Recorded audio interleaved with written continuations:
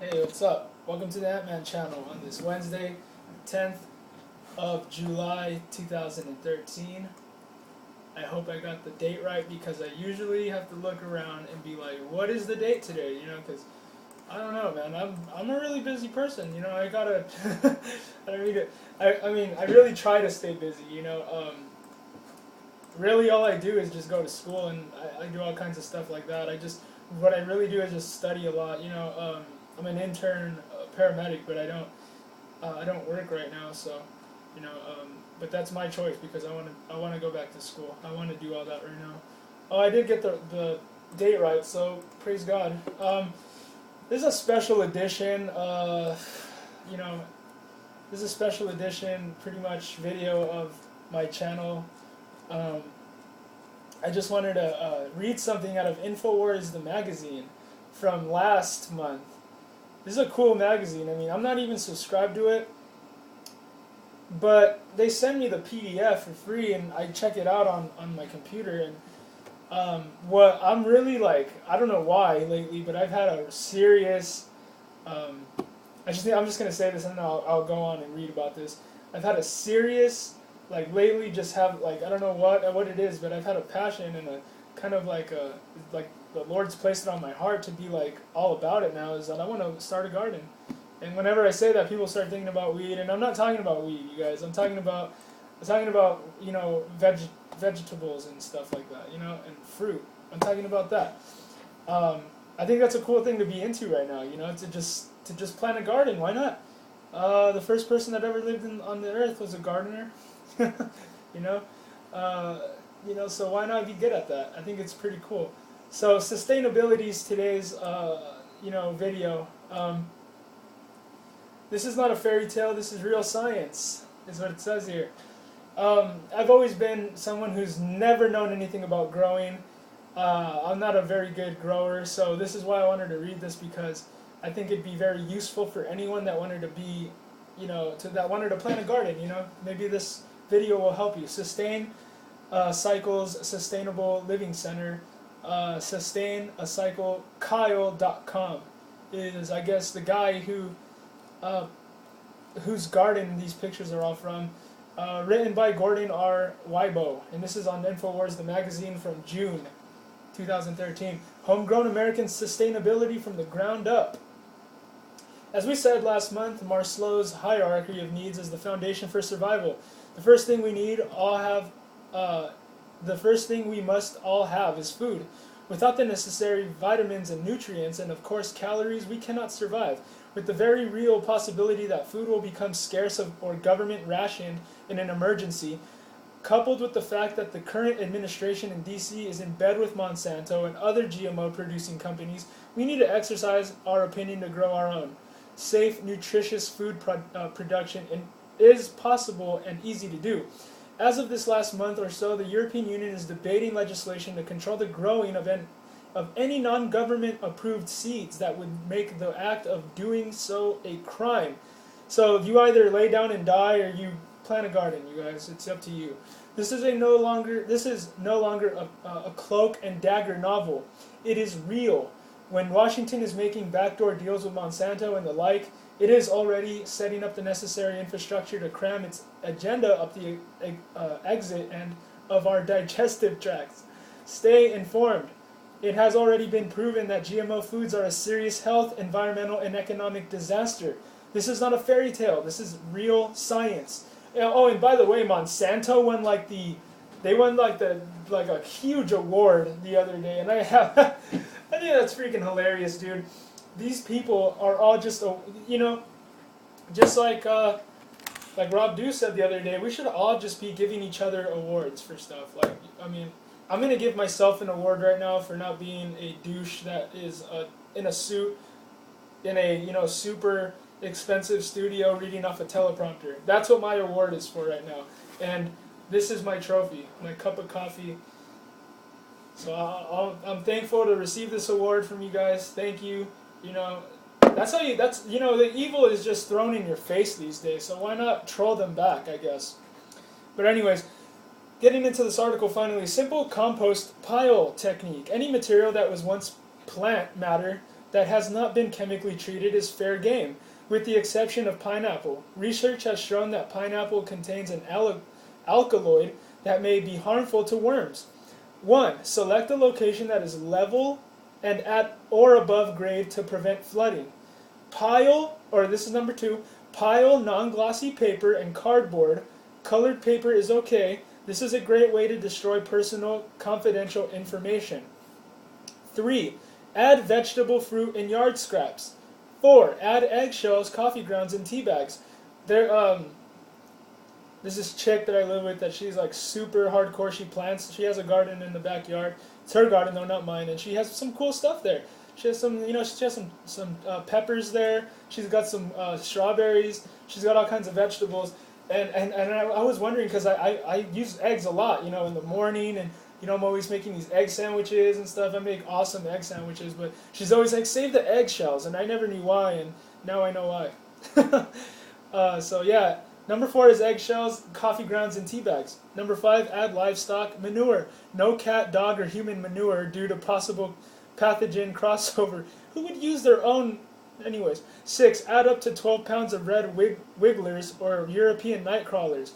These worms do the work of breaking the compost down and keeping it turned, so you don't have to. Number 7. Shape the top of the pile like a funnel to catch rainwater. If rain is not forthcoming, drench to the consistency of a wet sponge. Add 1 gallon of the molasses, fish, or seaweed blend solution to the pile. So, add up to 12 pounds of red wigglers is number 6, or night crawlers because they turn it over. Number 7 is shape the top of the pile like a funnel to catch rainwater. If the rain is not forthcoming, drench it to the consistency of a wet sponge. And number 8 is add a gallon of the molasses/fish and seaweed blend solution to the pile. And then there's a note here. The key is the rule of 24s. If you are a worm, you want 24 inches between you and daylight. So your pile should be at least 48 inches across and 24 inches deep. This will provide adequate protection from most weather in Texas. In northern states, add depth to provide winter freeze protection. You will have results in 4 to 6 weeks that will be ready to be screened. Labor Saver Compost Screener.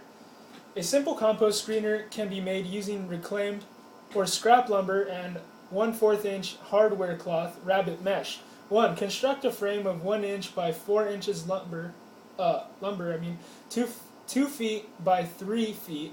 2. Cover bottom of frame with hardware cloth. 3. Cover edges of hardware cloth with scraps of trim to avoid sharp edges. 4. Add forecasters.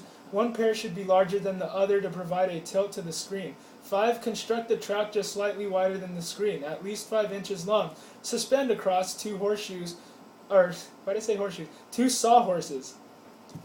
So yeah, you know what a sawhorse is, right? The things that stand up on 4 legs, that's a wooden thing, and you usually put things on there to saw stuff. That wasn't the best description, but spread one of your tarps out under the track. 6. With the screenwriting in the tracks, use your potato spade to scoop some of the compost onto the screen, but do not fill it more than halfway. Roll back and forth vigorously. 7. Any debris left on the screen goes back into the pile to be reworked. The compost that passes through the screen is your well-worked compost. Now that you have selected and prepared your site, it is time to select the plants and seeds that will provide you with the nutrition to survive. Start doing some research into what will grow in your specific area of the country. Make a wish list of what you want to plant, paying special attention to the germination and growing conditions that each variety requires. Some plants are easier to grow using starts, others by seed. Never grow anything that you will not eat. This is a waste of time and resources.